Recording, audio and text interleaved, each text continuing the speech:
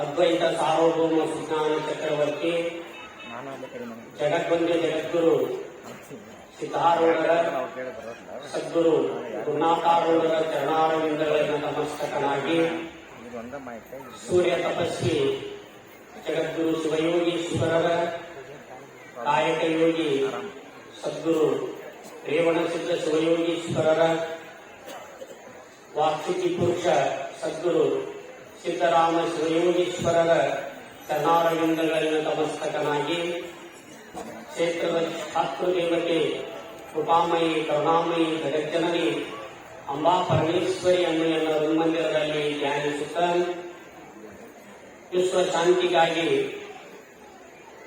53ನೇ ಅಖಿಲ ಭಾರತ ವೇದಾಂತ ಪರಿಷತ್ತು ಹಾಗೂ ಸದ್ಗುರು ಅಪ್ಪಾಜಿಯವರ 83ನೇ ವರ್ಷದ ಜಯಂತ್ಯುತ್ಸವ ತನ್ನಿಮಿತ್ತವಾಗಿ ಹಮ್ಮಿಕೊಳ್ಳಲಾಗಿರುವ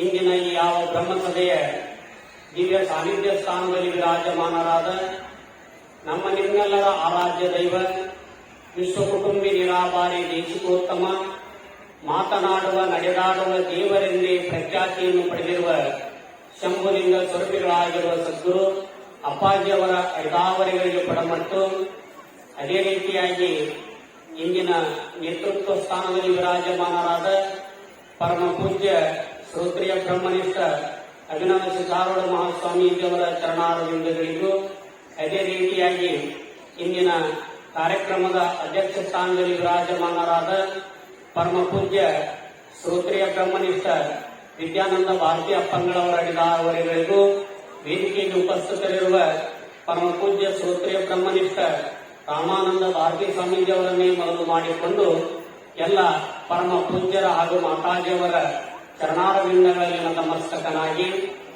ಸದ್ಗುರುದೇವನ ದರ್ಶನ ಆಶೀರ್ವಾದದಿಂದ ಈ ಮನುಷ್ಯ ಜನ್ಮವನ್ನು ಕಲ್ಯಾಣ ಮಾಡಿಕೊಳ್ಳಬೇಕೆಂಬ ಸದಿಚ್ಛೆಯಿಂದ ಇಲ್ಲಿ ಸಮಾವೇಶಗೊಂಡಿರುವ ಶಿವಸ್ವರೂಪಿಗಳೇ, ನಿಮ್ಮೆಲ್ಲರಿಗೂ ಅನೇಕ ವಂದನೆಗಳನ್ನು ಹೇಳುತ್ತಾ ಚಿಂತನೆಯಲ್ಲಿ ಪಾಲ್ಗೊಳ್ಳೋಣ. ಪೂರ್ವದ ಪೂಜ್ಯರು ಲೋಕಹಿತ ಚಿಂತಕರಾದ ಶ್ರೀಮನ್ ನಿಜಗುಣ ಶಿವಯೋಗಿಗಳಿಂದ ವಿರಚಿತವಾದ ಕೈವಲ್ಯ ಪದ್ಧತಿಯೊಳಗಿನ ಜ್ಞಾನ ಪ್ರತಿಪಾದನ ಸ್ಥಳದ ಒಂದು ಪದ್ಯ 55ನೇ ಪದ್ಯವನ್ನು ಆಧಾರವಾಗಿಟ್ಟುಕೊಂಡು ಬಹಳ ಸುಂದರವಾಗಿ ತಿಳಿಸಿಕೊಂಡು ಬಂದರು. ಈ ಪದ್ಯದಲ್ಲಿ ಶಿಷ್ಯನಾದಂಥವನು ಶ್ರೋತ್ರಿಯ ಬ್ರಹ್ಮನಿಷ್ಠನಾಗಿರ್ತಕ್ಕಂಥ ಸದ್ಗುರುನಾಥನ ಸನ್ನಿಧಿಗೆ ಹೋಗಿ ಆ ಸದ್ಗುರುದೇವನ ಆಪ್ತ ಅಂಗ ಸ್ಥಾನ ಸದ್ಭಾವ ಅಂತಕ್ಕಂಥ ಚತುರ್ವಿಧ ಸೇವೆಯನ್ನ ಮಾಡಿ ಆ ಗುರುವಿನ ಕೃಪೆಯನ್ನ ಪಡೆದುಕೊಂಡು ತನ್ನ ಸ್ವರೂಪ ಸಾಕ್ಷಾತ್ಕಾರ ಮಾಡಿಕೊಂಡ ಮೇಲೆ ಆ ಆನಂದದ ಆವಿರ್ಭಾವವನ್ನು ಹೊರಗಾಕ್ತಾ ಇದ್ದಾನೆ, ಪ್ರಕಟಪಡಿಸ್ತಾ ಇದ್ದಾನೆ. ಶಿಷ್ಯನಾದಂಥವನು ಏನ್ ಹೇಳ್ತಾನಂತಂದ್ರೆ, ಗುರುವೇ ನಿಮ್ಮ ಕರುಣದೊಳೆಯನ್ನ ತತ್ವದಿರವ ನರಿತು ನಿತ್ಯ ಶುಚಿಯಾದೆ.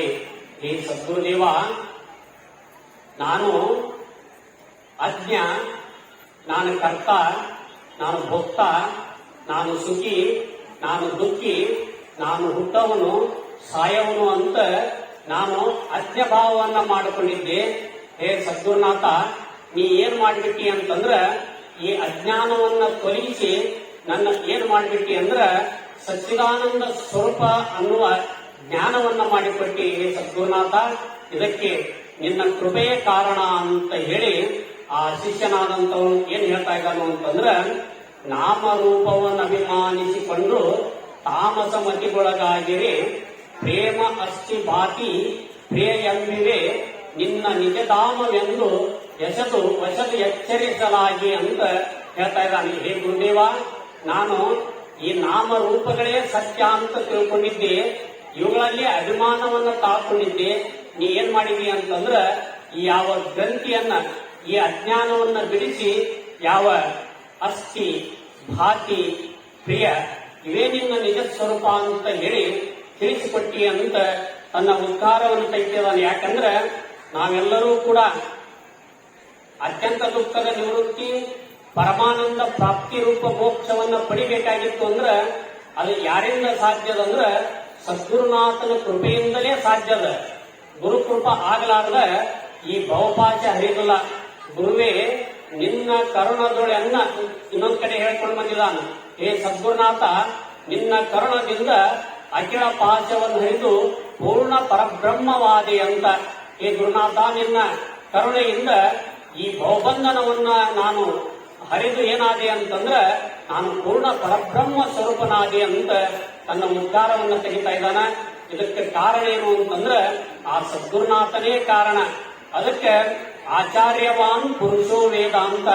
ಎಂತ ದೊಡ್ಡ ವ್ಯಕ್ತಿ ಅದಾನಂದ್ರೂ ಕೂಡ ನಮ್ಮ ಅಜ್ಞಾನ ನಮ್ಮ ಭವಬಂಧ ಹೋಗ್ಬೇಕಾಗಿತ್ತು ಅಂದ್ರ ಅದಕ್ಕೆ ಯಾರ ಕರುಣೆ ಬೇಕು ಅಂದ್ರ ಗುರು ಕರುಣೆನೇ ಬೇಕು.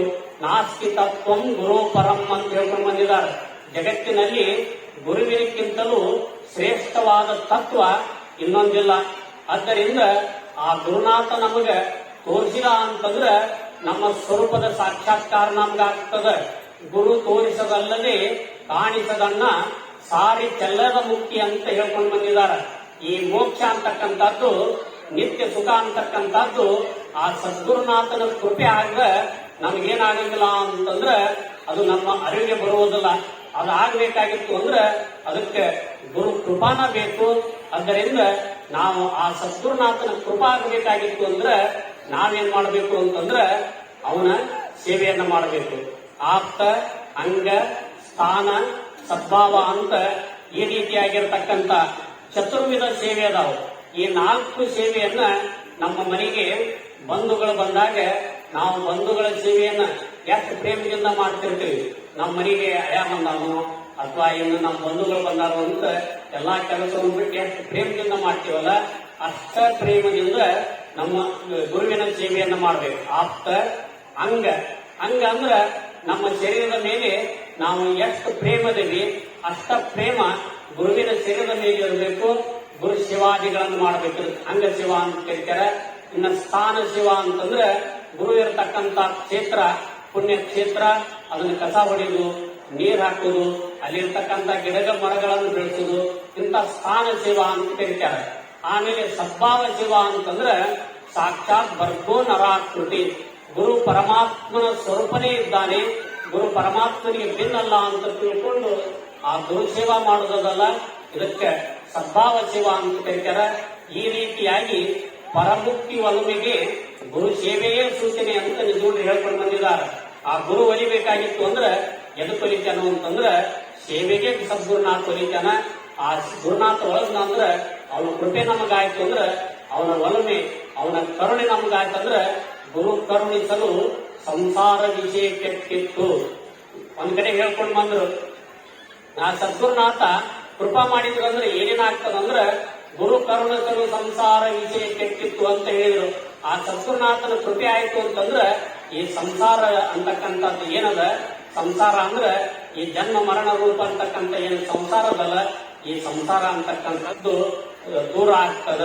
ಆದ್ದರಿಂದ ನಾವು ಗುರುಪಾದವನ್ನ ಗುರುವಿನ ಸೇವೆಯನ್ನ ಮಾಡಬೇಕು ಅಂತ ಹೇಳ್ಕೊಂಡು ಬಂದಿದ್ದಾರೆ.